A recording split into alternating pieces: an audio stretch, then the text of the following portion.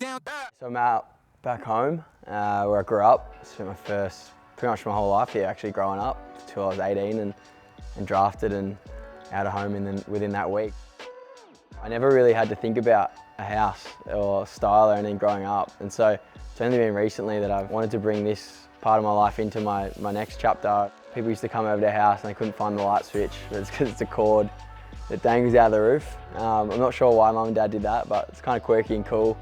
It was also cool that the shop that they purchased it from like 25 years ago still exists, so I went back in there and bought my own version. Yeah, I was out here heaps. That was my ring, and through here I'd just kick and just try and get it in all day.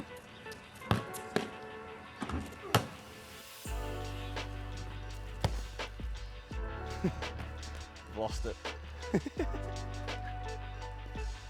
That actually worked.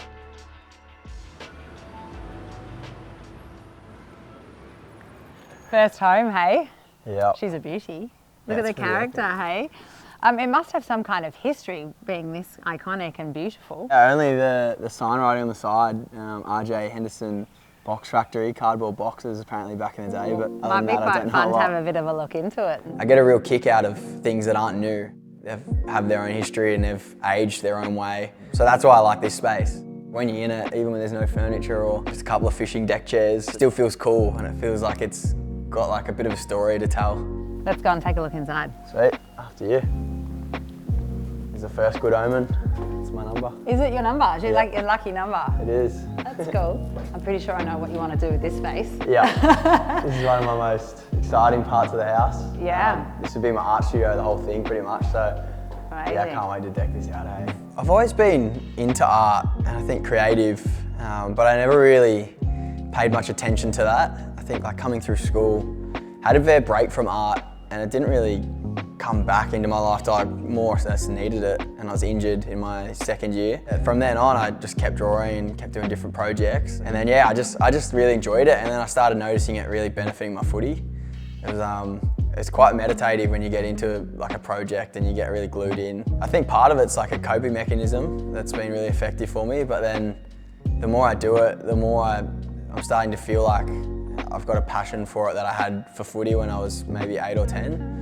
And this house is gonna help that a lot, sort of facilitate me to do more and bigger projects and feel creative in a really cool living space. I think this is where you're going to hang the paint, like the canvas. Do you work flat or on the wall? On the wall, yeah, or an easel, yeah. Yeah, so I think this wall and this wall are going to be where you're hanging the work you're working on. Yeah. So I think this corner makes sense for the Couch sofa. and Yeah. chill down there, yeah, that's a good call. I also love the idea of just, you collecting a whole lot of random rugs.